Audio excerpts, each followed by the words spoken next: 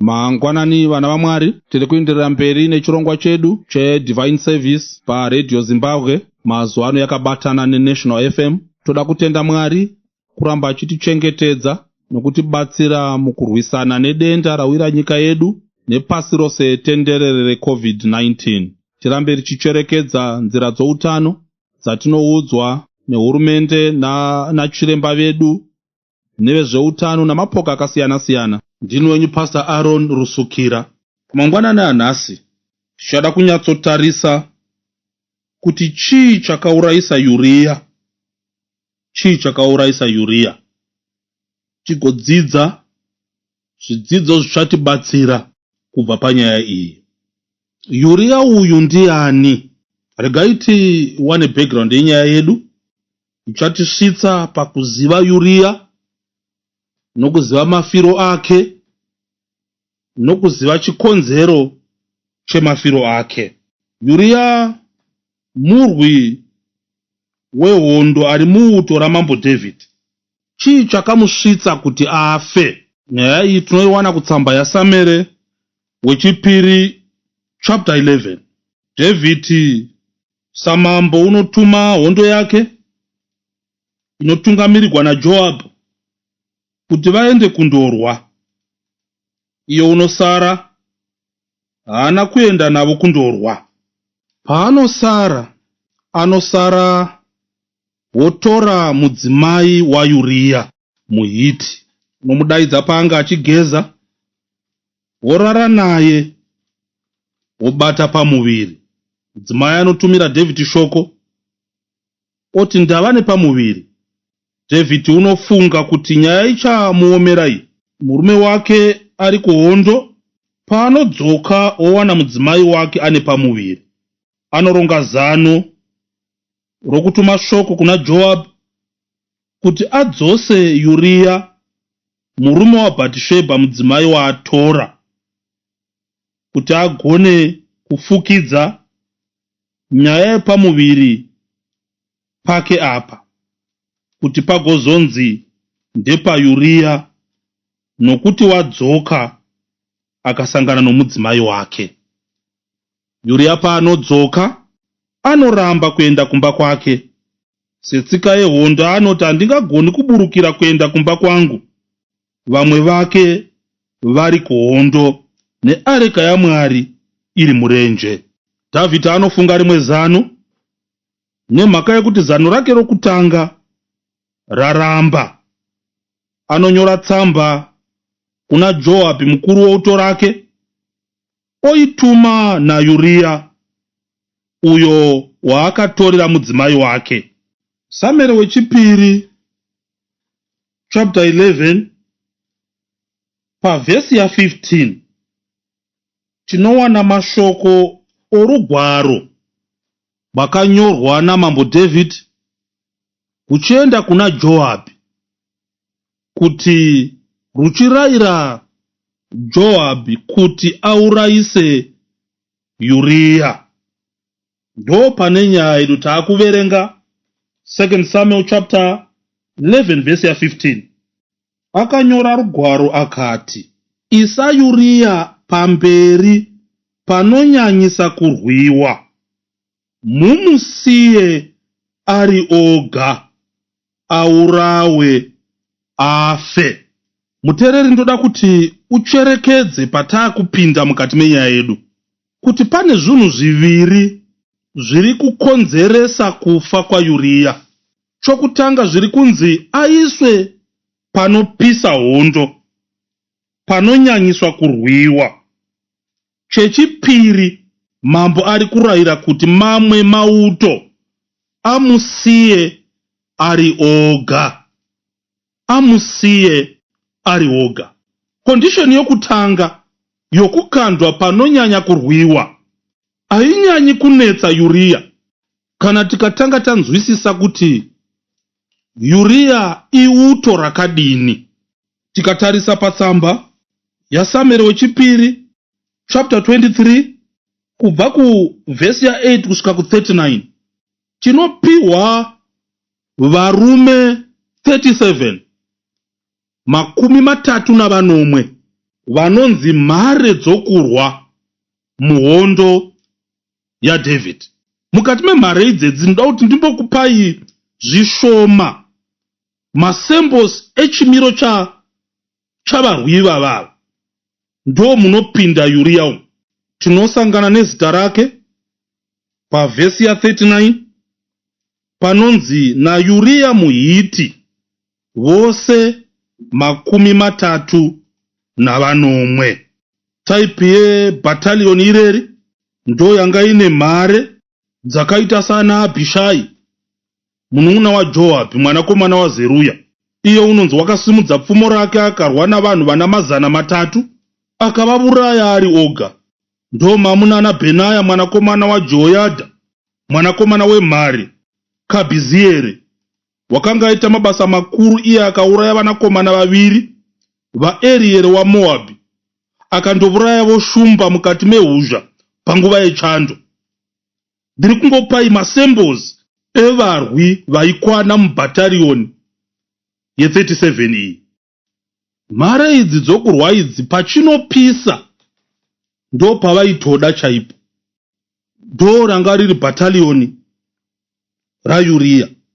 Ranga riri rakamuteerera kuti Uriya haazi muIsraeri, unotonzi Uriya muHiti. Maybe chakatomubvisa kunyika yekwavo wanga atoimpoto nemhaka yekugona kwake kurwa. Pachinopisa ndo paaigona kumira. Muteereri, regai tidzokere kutsamba yaDhavhidhi ichinyorerwa Joabhi mukuru wehondo pana 2 Samuel chapter 11 vhesi ya15. Akanyora rugwaro akati, isai Uriya pamberi panonyanyisa kurwiwa. Teerera muteereri, mumusiye ari oga aurawe afe. Mumusiye ari oga. Rechirungu riri kuti set Uriya in the forefront of the hardest fighting and then draw back from him that he may be struck down and die. Draw back from him. Kana dai ainda pachinopisa Uriya asi ane sapoti kumasure kwake yemamwe masoja ake, sapoti yedzimwe mhare dzake, Uriya aipedzerana nevaiuya vavengi vari mberi kwake. But Joab anotaura nesapoti iri kumasure kwaUriya. Ndiri kuona Joab achitaurira masoja aya kuti mukaona Uriya aenda mberi haana problemu nevari mberi kwake. Imi mukaona aenda mberi, imi makamukavha, dzokerai kumasure mumusiye ari woga. Chikonzero chikuru chakaurayisa Uriya handi kupisa kwehondo, asi shamwari dzake mamwe mauto akadzokera kumasure akamusiya ari woga. Mauto akamusiya ari woga aya haazi avavengi, ishamwari dzake dzaakatrena nadzo, ishamwari dzake dzomumauto ndo dzakadzokera kumasure. Uriya akakombewa navavengi akaurawa. Ndiri kuona Uriya achitamba nepfumo rake ari pachinopisa achiuraya vavengi vari mberi kwake. Pfungwa yake ichimuudza kuti kumasure uko kune hama dzangu dziri kundipa sapoti, dzakandikomberedza pandapinzwa pachinopisa. Haana kuzviziva kuti kumasure hakuchina. Vadzokera sure vachiteerera kurayira kwaJoabhi ari kuteerera rugwaro rwabva kuna Dhavhidhi. Paanonzwa mutsindo uri kumasure ari kufunga kuti zvimwe ishamwari dzake dziri kuuya kumupa sapoti nokumukavha. Pasina nguva anohwa pfumo rabaya musana. Paanocheuka anoona hakuchina, ndiye oga asiyiwa pachinopisa. Ndo zvakaurayisa Uriya. Shamwari dzake dzakadzokera kumasure vakamusiya ari oga. Uriya haana kufa nemhaka yokuti hondo yaipisa. Wakafa nemhaka yekuti vaifanira kumuchengetedza. They exposed him. Vavengi chaivo vaUria havazi avo vairwa navo pamberi pake, asi ndeavo vaifunga kuti vachamuchengetedza setsika yekurwa kwavo. Vakadzokera kumasure vachiteerera shoko raJoabhu, vakamusiya kuti abayiwe afe. Uria wanga ari umwe wavarwi vanogona mukati mehondo yaDhavhidha, asi haigona kurwa ari oga. Aida vamwe vake vaifanira kumupa backup. Anga ane experience yakakwana yokurwa. Haana kuurawa because anga ari weak. Akaurawa nokuti haana kuwana vamwe vake vaimira naye. Vakamusiya ari oga. Hama inodikanwa, ndiri kutarisa Uria paabayiwa nepfumo nomuvengi. Ari kudana mazita eshamwari dzake dzaaifunga kuti dzichamira naye, kuti vakomana muripi, ndozvamungandiitira izvi? How could you mandisiyire iwo ndiri ndoga? Hapana chinhu chinorwadza, hapana kushandiswa naSatani kunodarika kubhetreya hama yanga ichivimba newe, kuisiya iri yoga. Pandaifunga kuti uchandinamatira, wakatoita makuhwa pamusoro pezita rangu, wakandisiya ndiri ndoga. Pawaiziva zvakavanzika zvoupenyu hwangu, ndichiti ndiri kutaura neshamwari, wakatora zvose ukandopa padare ravavengi vangu. Wakandisiya ndiri ndoga. Mapisarema chapter 55 vhesi ya12 kusvika kuvhesi ya14 inoti iyo, nokuti akanga asimuvenga akandishora, ipapo ndaigona kutsunga. Akanga asi iye aindivenga akazvikudza kwandiri, ipapo ndaimuvanda. Asi wakanga uriwe, munhu wakaenzana neni, shamwari yangu nomuzikanwi wangu. Verse 14, taisirangana zvakanaka, taifamba mumba maMwari pamwe chete navanhu vazhinji. Munyori wepisarema ari kuchema achiti zvaiva nani kuti ndisangane nomuvengi wangu, nokuti ndaigona kumuvanda.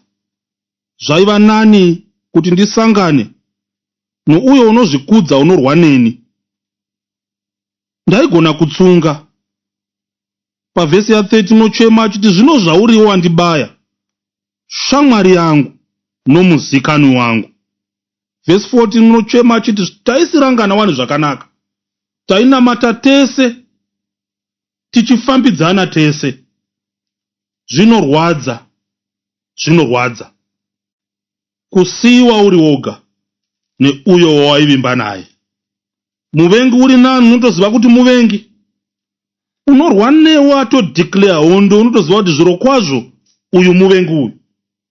Munyori wepisarema anochema achiti newe here wandainamata newe, zvatairangana tiri mukati meimba yaMwari, tichiimba tose, tichinamata tose, asi ndiwe waakurega ndichibayiwa, waakundisiya ndiri ndoga. Zviri nyore kusangana naSatani namadhimoni ake, nokuti unoziva kuti muvengi, pane kurongerwa nokurwiswa nokusiyiwa uri woga nokuexposwa nevawaiti shamwari. Mapisarema chapter 109 vhesi ya4 inoti, pakuvada kwangu vava vadzivisi vangu, asi ini ndinonyengetera hangu. Pakuvada kwangu vava vadzivisi vangu.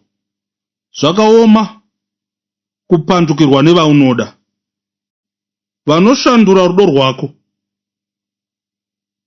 kuva zvakaipa. Havo pinduja vava vadzivisi. Munyori unoti asi ndicharamba ndichinyengetera, chero ndikasiyiwa ndiri ndoga. Jeremiah chapter 12 verse 6 inotiyo, nokuti naidzo hama dzako neveimba yababa vako vakaita nokunyengera kwauri, naivo vakadanidzira kwauri, usavatenda kunyange vachitaura mashoko akanaka newe. Pane kunyengera mukugarisana nehama. Zvikanzi pane hama dzababa vako, hama dzamai vako, hama muukama hwenyu, vanotaura mashoko akanaka newe asi vachiita nokunyengera. Vanosiya dzimwe hama dziri dzoga, vasingagwiri hama mukati mehondo dzatinosangana nadzo mukati meupenyu. Mwari dai atibatsira, Mwari dai atitira zvakanaka. Usasiya hama yako iri yoga. John chapter 13 verse 21. Zvino Jesu wakati areva kudaro, akamanikidzwa mumweya, akapupura akati, zvirokwazvo ndinoti kwamuri, mumwe wenyu uchandipandukira. Kutaura pamusoro paKristu ari Mwari. Aigona kumira ari oga akarwa hondo dzake, asi moyo wake unomanikidzwa paari kutarira shamwari dzake, vadzidzi vake vaakafamba navo kwamakore 3, akusvika pakutarisana nehondo yemuchinjikwa. Moyo wake unomanikidzwa, kwete nokutarisa kurwadza kwemuchinjikwa, asi nokuziva kuti pane umwe pakati pavo achamupandukira. Simba rokupandukirwa, rokusiyiwa ari oga, rinomurwadza kudarika simba rokuroverwa pamuchinjikwa. Mwari dai atitira zvakanaka tigone kumira neshamwari dzedu munguva dzokusekwa kwavo, munguva dzokumanikidzwa kwavo, vasamira vari voga. Rangarira zvakaurayisa Uriya. Mashoko etsamba yaDhavhidhi, muisei pachinopisa, imi mukodzokera shure, mumusiya ari oga. Pane hama yako iri pachinopisa, iri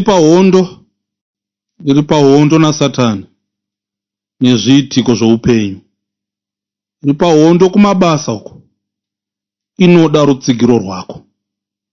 Pane mwana wako wakamitiswa, ari kuda rutsigiro rwako, sababa kana mai, sabhudhi kana sisi. Haangamiri ari oga. Ndiri kuona akabata mapiritsi nechibhodhoro chomushonga wamakonzo. Haangaikundi hondo yaari oga. Ari pachinopisa saUriya. Musamusiya panopisa hondo ari oga. Haizi nguva yamatare yokuti wakazviitirei, taimbokuudza, wazviwana. Nguva yamatare ichauya, iko zvino inguva yehondo. Musamusiya ari oga. Nemhaka yezviitiko zvoupenyu, mudzimai wako ari muhondo, murume wako ari muhondo. Usamusiya ari oga. Hondo iri kumupisa, usamusiya ari oga. Angava akakanganisa, angava akazvipinza muhondo, hondo ihondo. Angava akakandwa muhondo nezviitiko, hondo ihondo. Munoikunda kana makamira mose. Chakaurayisa Uriya hakuzi kupisa kwehondo chete, asi vaifanira kumira naye vakadududza. somebody ari kurwisana necancer right now, umwe ari kurwisana neHIV, umwe ari kurwisana nechigwere cheshuga. Shamwari dzake dziripi? Hama dzake dziripi? Mamusire iuyo ari oga, mamusire ari oga. Ndiri kutaura navamwe vanonamata chaiko, vanoverenga bhaibheri. Mamusirei ari oga. Mumwe ari kurwa nenyadzi dzinokunda rufu, ari pachinopisa, ari muhondo mupfungwa, nezvakabuda munewspaper pamusoro pake, nezvinotaurwa zvechokwadi kana nhema pamusoro pake. Hama dzake neshamwari dziripi? Vaisitamba naye varipi? Mamusirei ari oga. Ari kucheuka achiona asara ega pachinopisa. Izvi zvinonyanya kurwadza kudarika nyadzi dzacho. Mira nomwe wako. Mukadzi akawanikwa achiita upombwe, vakamundundurudza ega vachinda naye kuna Jesu. Murume wakabatwa naye, hatisi kumuona apa. Wamusiya ari ega. Patinofarira Jesu anotaura nomudzimai, anomupa rukudzo runoshamisa. Anoti, woman, enda asusandotadzazve. Ndo zvaide zvakataurwa navarume vese vaida kumutaka. Vakamubata ari panzvimbo yakaipa. Vakadi kumutaurira mashoko, kumukurudzira nokumutsiura. Vakaenda naye kuti andotakwa namuponesi, asi muponesi haana kudaro. Jesu unokavha yebheki, anomira naye. Iva nomweya sowakanga muna Kristu Jesu. Pane zvinotaurwa zvakaipa pamusoro peshamwari, pamusoro pevamwe vakaita zvakaipa, kona kufukidza kudarika kwehama yako, kuti asamira ari ega. Mira nababa vako, mira nababa vako, mira namai vako, mira neshamwari dzako. Pane uyo wakabuda mujero uyo, ari muhondo yepfungwa. Mira naye, asamira oga. Uyo ari muhondo nepasi yake inomurwisa, inomutyisa, inomuvhundusa, pamwe inomukunda, inomuurayira tariro, inomusveta simba, inomugura mabvi. Mira naye pachinopisa. Hondo iyi ichapera, asi haigoni kupera kana usina kumira naye. Kumabasa uko, mira nomwe wako. Mhepo dzehondo dzinosimuka. Vamwe vataifanira kumira navo, takatovaitira makuhwa. Vataifanira kunamatira, takataura zvakaipa pamusoro pavo. Shoko redu pamusoro pavo rakatendwa, nokuti vanhu vaiziva kuti tisu hama dzepedo. Ndiri kuona Yuria achicheuka, vavengi vazara kumasure. Shamwari dzatiza, kwete kuti dzadzingirirwa navavengi, asi kuti dzatobva dzichitodaidza, dzichitoninira vavengi kuti vuyai, his back is no longer covered. Akafa ane shungu dzemwoyo. Ndiri kunzwa achidanidzira mazita vakatrena navo, evamwe vaakabatsira. Vakomana mungandidai. Umwe achitosvitsa muvengi museve wake wanga wadona. Vakatadza kumira naye. Zvinondirwadza, ndiri kutoona parufu rwaYuria vakatadza kumira naye. Ndo vanga vatobata kofini rake, vachita slow march yechutu, vachindomuisa kubwiro kwake. Vamwe ndo vakatupa maspeech, asi vakatadza kumira naye. Zvakaurayisa Yuria. Hakuzi kuti hondo yaipisa, asi kuti vaifanira kumira naye. Vakadzokera kumashure. Mira nehama yako. Ndiri kutaura newe muteereri, uri kurwadziwa nemavanga pamwoyo, neshungu mumwoyo mako. Pane vawanga wakatarisira kuti vamire newe. Nguva yekuremerwa kwako, havana kumira newe. Saramba wakatakura mutoro uyoyo. varegerere. Matthew chapter 6 verse 14 to 15. Varegerere. Varegerere. Mwari dai atitira zvakanaka, tagona kumira nehama dzedu. Peter wokutanga chapter 4 verse 8 inoti, zvikuru kune zvose danai norudo rukuru, nokuti rudo runofukidza zvivi zvizhinji. Nokuti rudo runofukidza zvivi zvizhinji. Mwari dai atitira zvakanaka murudo rwaKristu, timire noumwe wedu. Let's cover each other's backs. Zvakaurayisa Uriya ndechekuti vaifanira kumira naye vakadududza. Mira nomwe wako ari panopisa pahondo dzoupenyu. Mwari atitire zvakanaka. God bless you. Amen. Vachada mharidzo iyi munokwanisa kuiwana via WhatsApp panhamba dzinoti 0735 690 240.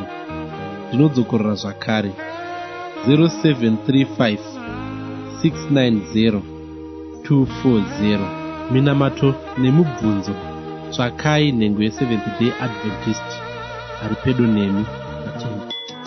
Vanoda kubata Pastor Aaron Rusukira vanowanikwa panhamba dzinoti WhatsApp 0735 690 240.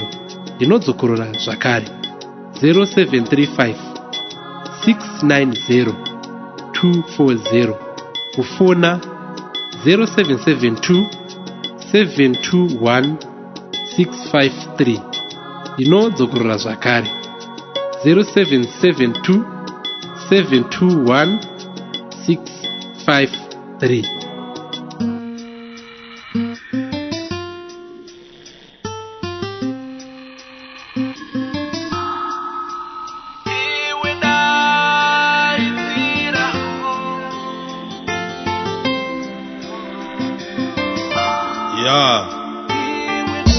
Upenyu hwakusengedza guyo uchishambira mudziva rine ngwindi, kuseva sadza nenyuchi mhenyu zviri kurema, kukwira gomo nomusana ukacha shomwenyoro nehuma zviri kurema. Mazai ese etariro atsikwa nenzou asati achochonywa. Vana mombe chorezamo mukaka una vene, vodiridza dzinde rorugare rwavo nedikita rako. Wabata icho charamba, wabata icho charamba. Votora mapfihwa ako kuvigira vari mugomba. Vaganhiri vakashonga shambo dzovutsinye zvinorema. Mashoko omurume wako oruma sechikara. Simba romukadzi rawandira pamuromo sepinjisi. Vana vapanduka, shamwari dzokura pameso nemhiripiri.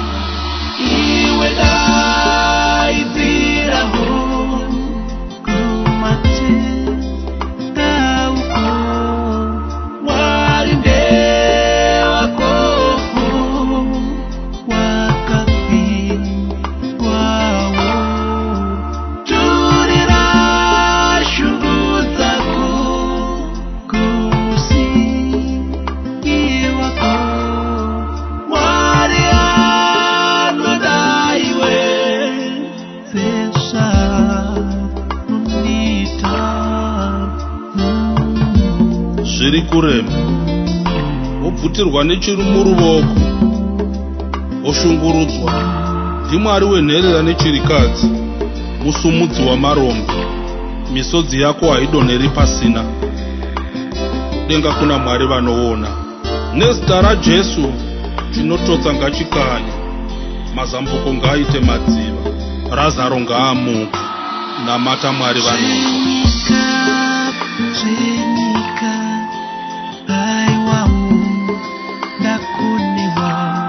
Usazviuraya.